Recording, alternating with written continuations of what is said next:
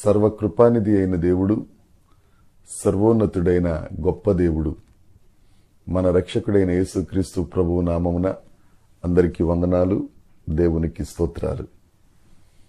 మహా ఉన్నతుడైన మన యేసుక్రీస్తు ప్రభువు మనలను ప్రేమించి తన కృప చొప్పున మనకు అనుగ్రహించిన ఈ నూతన దినమును బట్టి సమస్త మహిమ ఘనత ప్రభావములు యేసయ్యకే చెల్లునుగాక.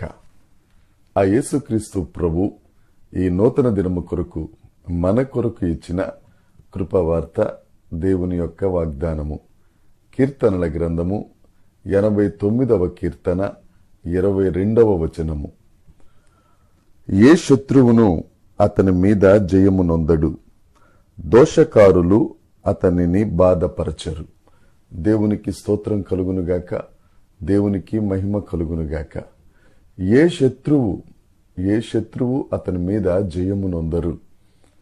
ఒకవేళ ఏ శత్రువులు ఉన్నారో నీ ఎదురుగా, నీ ఉద్యోగం చేస్తున్న ఆ ఉద్యోగ ప్రదేశంలోనే ఎవరైనా శత్రువులు ఉన్నారేమో, ఒకవేళ నువ్వు దేవుని యందు అభివృద్ధి చెందుతా ఉంటే నీ చుట్టుపక్కల ఉన్నవారే నీకు శత్రువులుగా మారారేమో, నీ బంధువులే నీకు శత్రువులుగా ఉన్నారేమో, నీ ఇంటిలోనే శత్రువులు ఉన్నారేమో, నీ స్నేహితులే నీకు శత్రువులయ్యారేమో, ఈ దినమున దేవుడు నీతోనే వాగ్దానం చేస్తున్నారు. నీ శత్రువు ఎవరైనా ఆ శత్రువు నీ మీద విజయము నొందడు.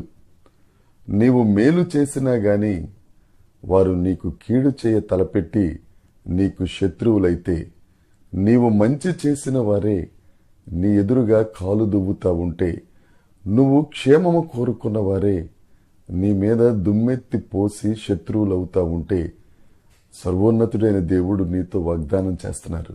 ఏ శత్రువు నీ మీద విజయము నొందరు. జ్ఞాపకం పెట్టుకో, ఈ వాగ్దానాన్ని స్వతంత్రించుకో. ఈ వాగ్దానం నీ కోసమే. నీ శత్రువు నీ మీద విజయం నొందడు. అయితే పరిశుద్ధ లేఖనంలో ఈ వాగ్దానం ఎవరి కొరకు చేయబడింది, ఈ మాట ఎవరి కొరకు చెప్పబడిందంటే, ఈ కీర్తన వ్రాసింది యాతాను అనే దైవజనుడు. ఎవరి కొరకు రాశారు అంటే దావీదు కొరకు రాశాడు. అక్కడున్న మాట, దోషకారులు అతనిని బాధపరచరు. దోషకారులు అనంటే భక్తిహీనులు, మూర్ఖపు తరము వారు, మూర్ఖులు.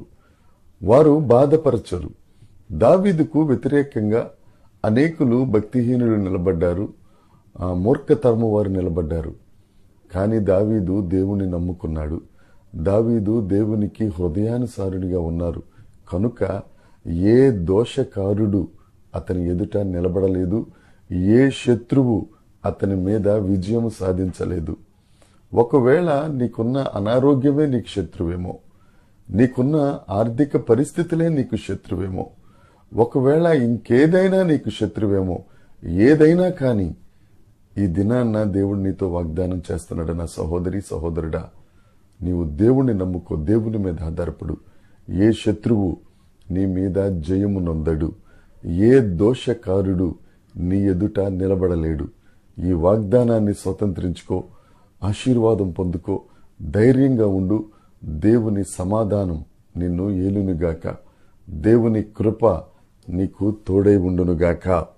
ఆమేన్, ఆమేన్, ఆమేన్.